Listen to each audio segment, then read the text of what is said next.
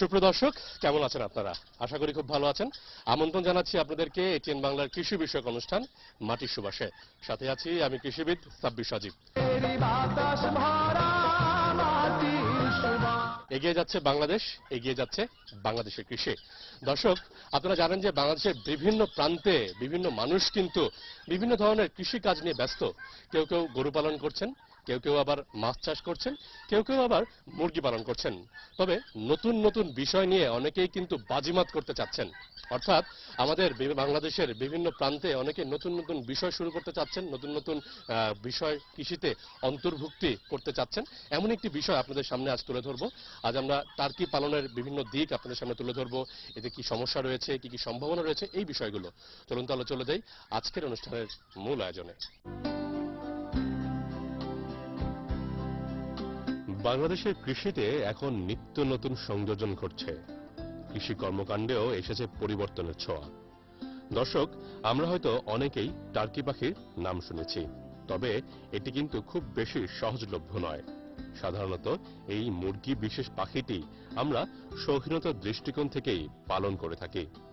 Turkey মূলত আমাদের দেশের পাখি নয়, এটি নর্থ আমেরিকার একটি পাখি। যদিও মিউটেশন হতে হতে এখন এর অস্তিত্ব বাংলাদেশ সহ বিশ্বের বিভিন্ন দেশে দেখা যাচ্ছে। এই পাখিটি মূলত কর্ডাটা পর্বের ফ্যাসিয়ানিডা পরিবারের অন্তর্গত। সারা বিশ্বের বিভিন্ন দেশে বিভিন্ন জাতের টার্কি রয়েছে। প্রজাতি ভেদেও এদের যেমন রং এর ভিন্নতা থাকে, ঠিক তেমনি ওজনেরও তারতম্য ঘটে। তবে সবচেয়ে সহায়ক বিষয় হচ্ছে এদের কিছু কিছু জাত আমাদের দেশের আবহাওয়া এবং পরিবেশের জন্য খুবই উপযোগী। তবে সবার আগে আপনাকে পুরুষ এবং মহিলা টার্কি চিনতে হবে। পুরুষ টার্কি আকারে বেশ বড়।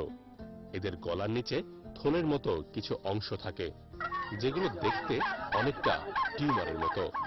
সাধারণত ওরা যখন জোরে জোরে ডাকে তখন এই বিবর্ধিত অংশ এবং বায়ুথলি ব্যবহৃত হয়, যেটি টার্কির গলায় থাকে। পুরুষ টার্কির মাথার উপর থেকে ঠোঁটের উপর দিয়ে একটি বিবর্ধিত অংশ থাকে। যখন পরিপূর্ণ বয়সপ্রাপ্ত হয় ঠিক তখনই এটি দেখা যায়। যখনই হাত দিয়ে এটি ধরা হয় ঠিক তখনই এটি আবার গুটিয়ে যায়। তবে বাচ্চা অবস্থাতে যখন এর বয়স প্রায় 3 মাস হয় তখন চেনার উপায় হচ্ছে গলার নিচে হালকা ফোলা অংশবিশেষ। প্রাপ্তবয়স্ক টার্কি মাঝে মাঝে আবার শরীরের পাখনা ফুলিয়ে রাখে এবং পিছনের পাখনা ছড়িয়ে রাখে, অনেকটা ছোট ময়ূরের মতো দেখতে লাগে তাদেরকে। আর মহিলা টার্কির এগুলোর কিছুই থাকে না, আকারে পুরুষের তুলনায় বেশ ছোট এরা। সুপ্রদর্শক, আজ আমরা এসেছি বাড্ডার সাঁতারকুলে। এখানে আমরা একটি টার্কি খামারে চলে এসেছি। আজ আমরা কথা বলবো এখানে যে খামার সংশ্লিষ্ট যারা করেছে এই খামারটি তাদের সাথে। তো তাদের কাছে শুনতে চাবো আসলে আলোচনা করে তারা এই টার্কি খামারটি করেছে সেই ব্যাপারগুলো। কেমন আছেন আপনি? আলহামদুলিল্লাহ, ভালো আছি। আপনার এখানেও দেখতে পাচ্ছি যে বেশ অনেক টার্কি রয়েছে এবং বেশ বিভিন্ন বয়সের টার্কি। তো আপনি ঠিক কবে থেকে আপনি এবং আপনারা যারা শুরু করলেন, কবে থেকে শুরু করেছেন? আমরা 2014 সালের এপ্রিল মাস থেকে আজ 2 বছর প্রায় বয়স। আমরা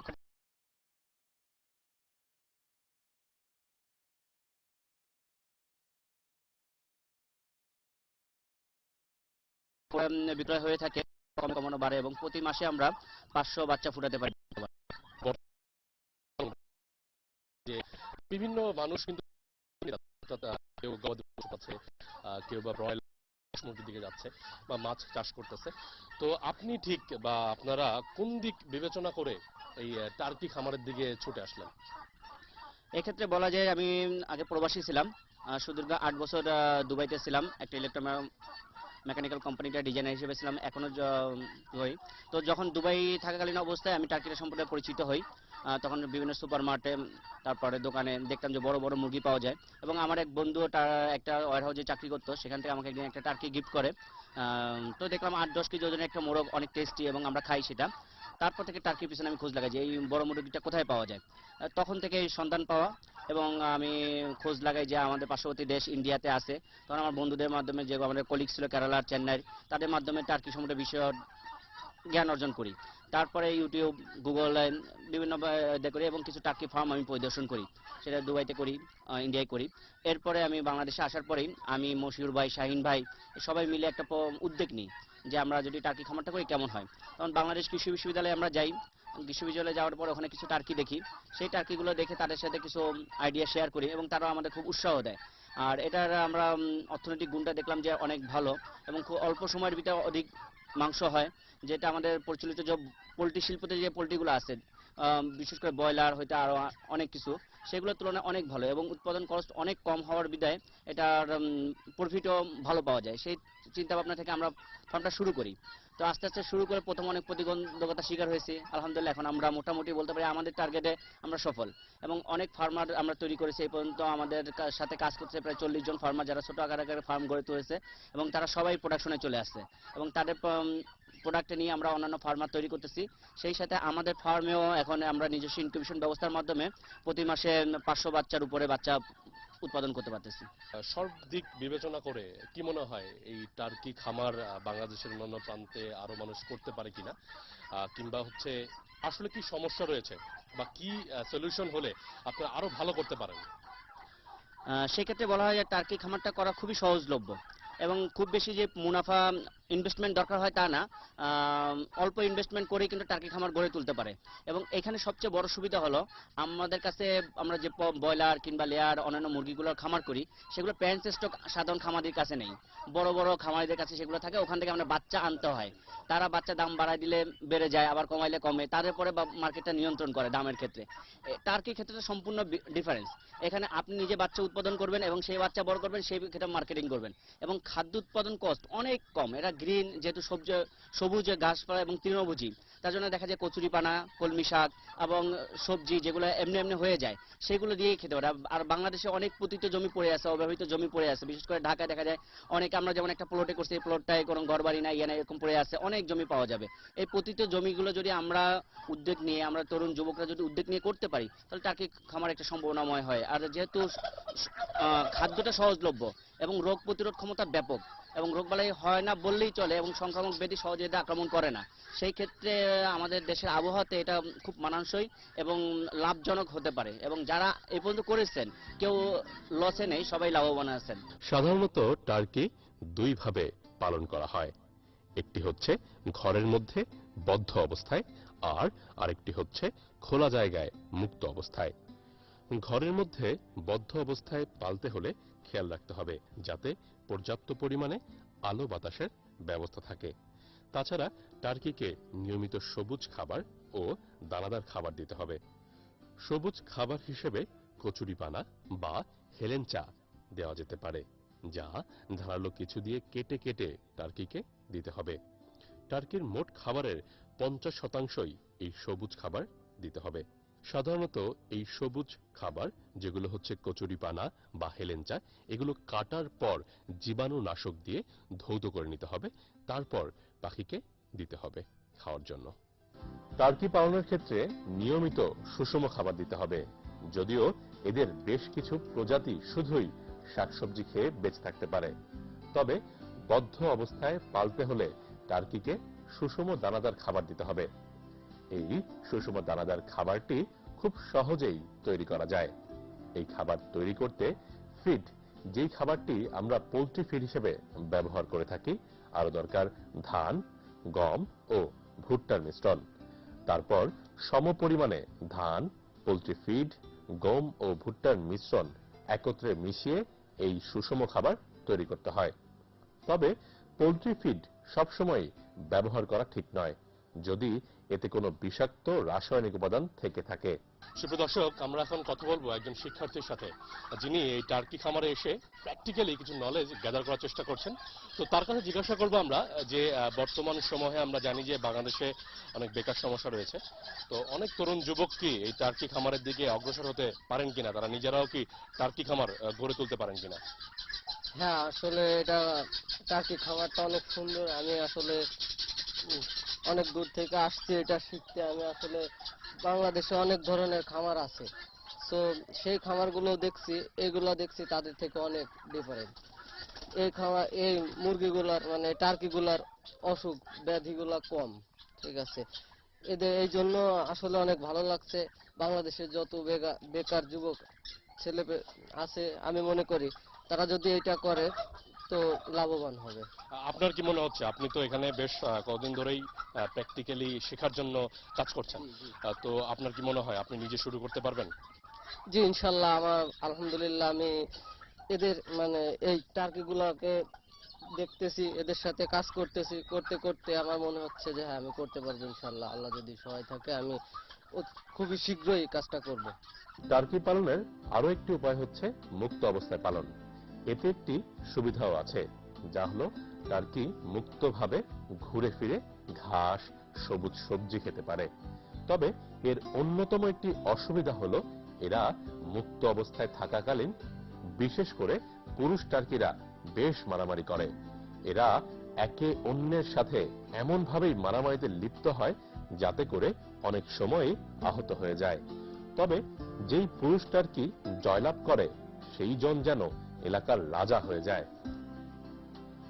অনেক সময় আবার কয়েকটা পুরুষ টার্কি মিলে একটি টার্কিকে আক্রমণ করে। তবে মুক্ত অবস্থায় পালনের কারণে খরচের পরিমাণটাও বেশ কমে যায়। অন্যদিকে বদ্ধ অবস্থায় টার্কি পালনের ক্ষেত্রে বিভিন্ন বয়সের টার্কিকে খুব সহজেই আলাদা করে রাখা যায়। নতুন এই চিন্তা ভাবনার সাথে কিছু লোকেরও কর্মসংস্থান হচ্ছে।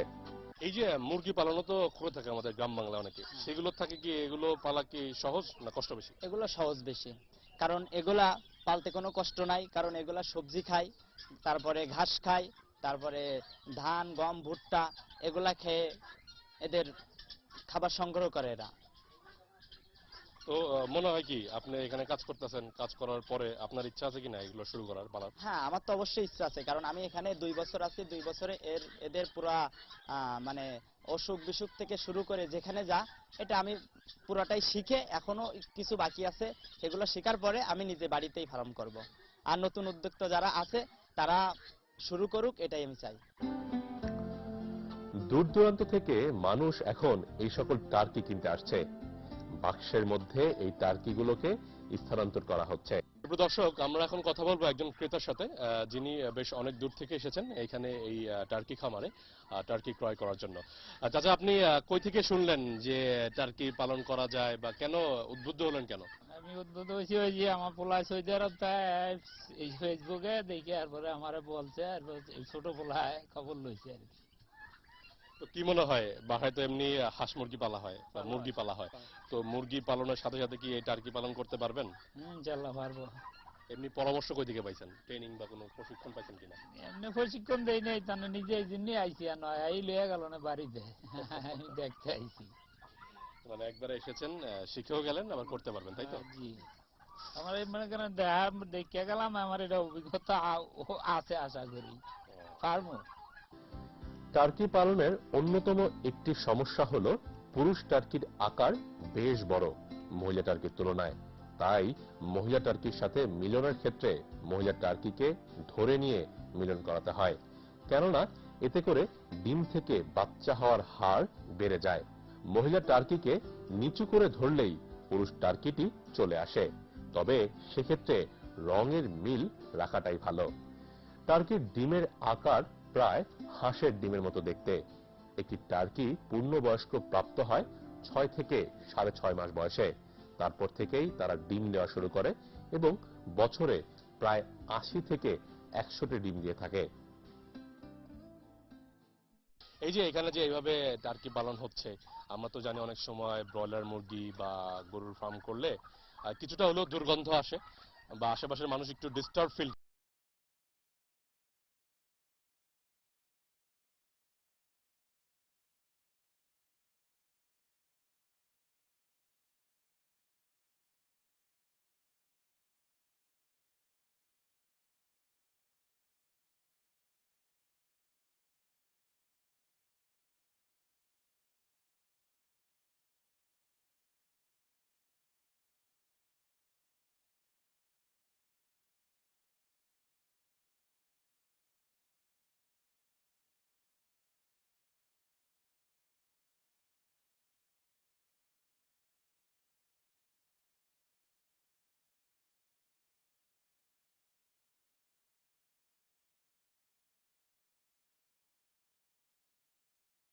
নিবিড় তত্ত্বাবধান প্রয়োজন।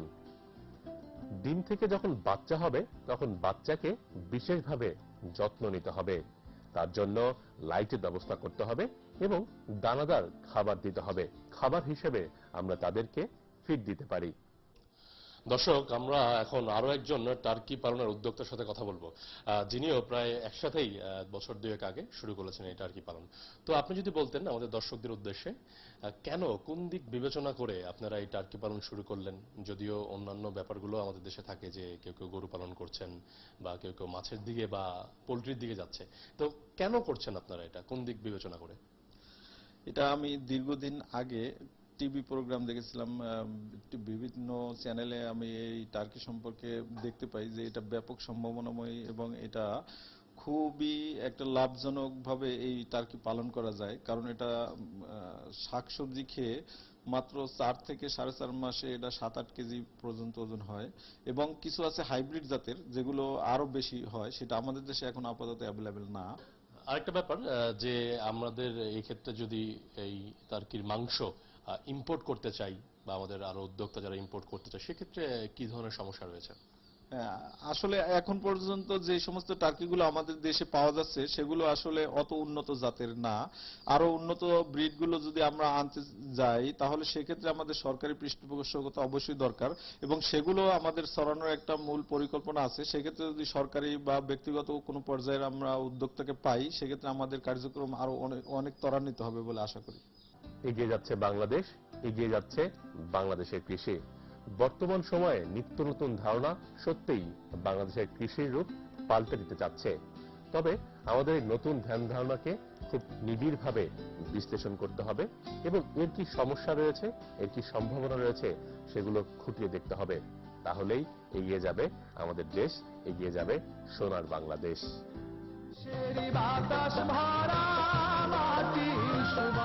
সুপ্রদর্শক, আজ আমরা মাটির সুবাস অনুষ্ঠানের একেবারে শেষ পর্যন্ত চলে এসেছি। আজকের পর্বে আমরা আপনাদের সামনে উপস্থাপন করলাম কিভাবে টার্কি পালন করতে হয়, এর কি কি সমস্যা রয়েছে এবং বেশ কিছু নতুন উদ্যোক্তা যারা বেশ আগে থেকে শুরু করেছেন এই টার্কি পালন, তারা বেশ সচ্ছল এখন বর্তমানে এবং বেশ ভালোভাবেই কিন্তু অগ্রসর হচ্ছেন। নিঃসন্দেহে ভালো একটি ভবিষ্যৎ রয়েছে এই টার্কি পালন।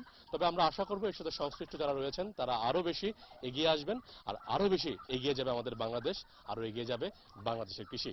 দর্শক, আজকের মতো বিদায় নিচ্ছি। দেখা হবে আগামী পর্বে নতুন কোনো বিষয় নিয়ে। ততক্ষণ পর্যন্ত ভালো থাকুন, সুস্থ থাকুন, এটিএন বাংলার সাথেই থাকুন।